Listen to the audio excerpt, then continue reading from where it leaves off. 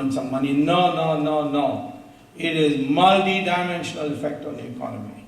And if there's one problem which should receive our primary interest, it is this. Look at the government, instead of being supportive, how much they are opposing. The German government once found out that their officials were having illegal accounts in Liechtenstein. So they asked the Liechtenstein government to give us these accounts.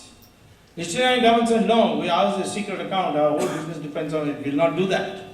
So what did the government, German government do? They bribed the senior-most official of the bank and got a CD of all the accounts of everybody who's got a numbered account. And then they downloaded it and divided it up into several countries. There are 24 countries whose officials had, whose ministers had illegal bank account in Liechtenstein. Then Germany wrote a letter to all the 24 countries, heads of all 24 countries, that we have got your nationals' bank account. If you want them, we are ready to send it to you. 23 countries immediately wrote back, please send it to us. One country said, kept quiet. And you can guess which that country is. India did not reply. 3 reminders from Germany, no reply. Then some of us came to know about it. So we went to court. Supreme Court gave a direction. Go get those names. Well, then Mr. Manmohan Singh agreed and he sent somebody, got the names.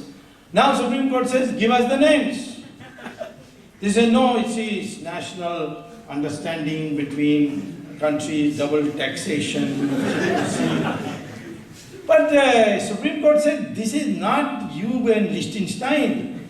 The German government got it by bribery and it has become now a common knowledge. So give it to us. Till date, the government of India has not given those 16 names who are there in the Liechtenstein bank accounts to the Supreme Court. In disgust, the Supreme Court has appointed a special investigating team headed by a former retired judge called Jeevan Reddy. And before they could even start working, the government has gone in appeal. Please reconsider this judgment. Of course, the names will come out.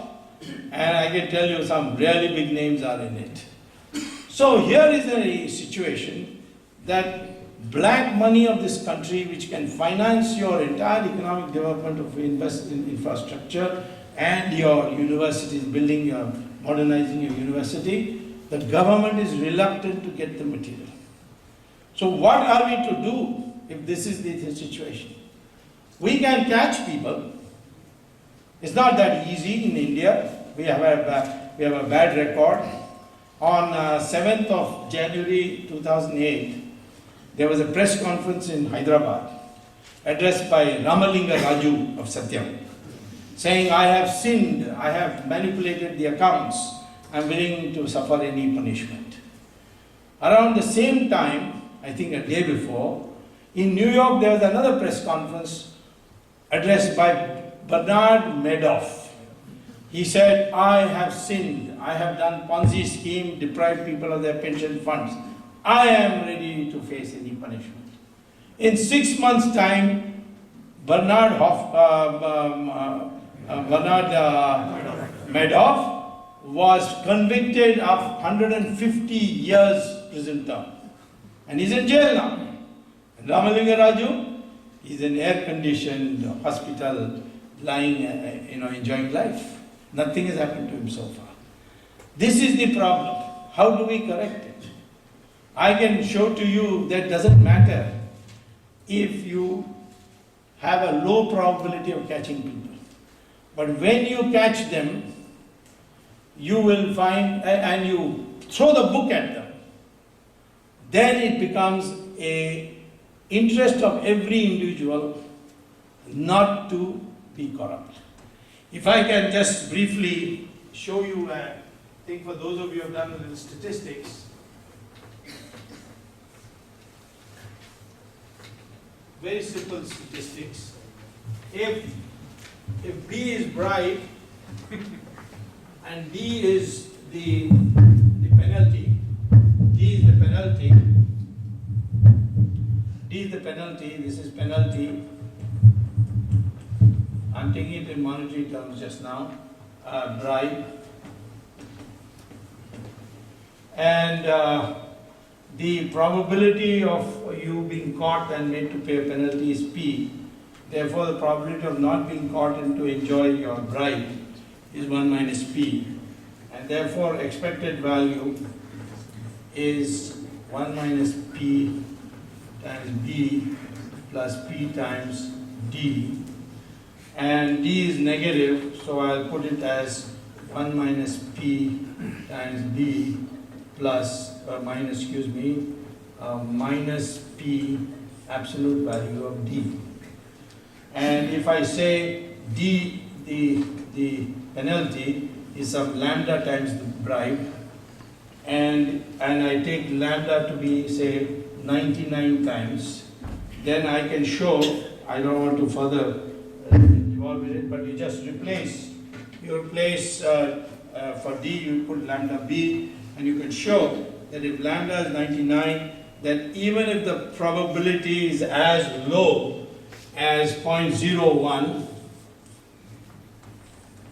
the expected value will be negative. So rational human beings on their own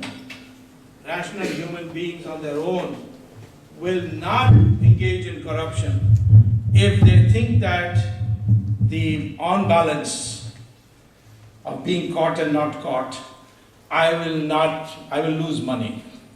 And if that happens, he will automatically on his own become like that. You see, the United States works on that principle. The United States works on that principle. Once Martha Stewart, she told a friend that I went to some party and I heard somebody selling some shares, you sell it. She told a stockbroker. They caught her and sent her to 6 months or 5 months in jail, in prison, like any other prisoner. They put her in. I know, what has she done that she's a celebrity and she's a great, I think cooking was her specialty or something. She was on TV all the time, and you put her in like this. They said, yes, if you catch, then we throw the book. So Madoff, 150 years. Then Enron, they took that skilling, who was a Harvard business MBA, top executive, every president would have dinner with him. They put him in handcuffs and took him. So therefore, that is one way of doing it. Of course, the Chinese now are executing their people. But I think as far as China is concerned, if you fall foul of the Communist Party, then you are executed. And China's Prevention of Corruption Act does not apply to the President, Prime Minister, Ministers, General Secretary of the party and all. It only applies to deputy mayors and lower levels. And that too, those who fall foul of the Communist Party, they are executed. So that's not enough.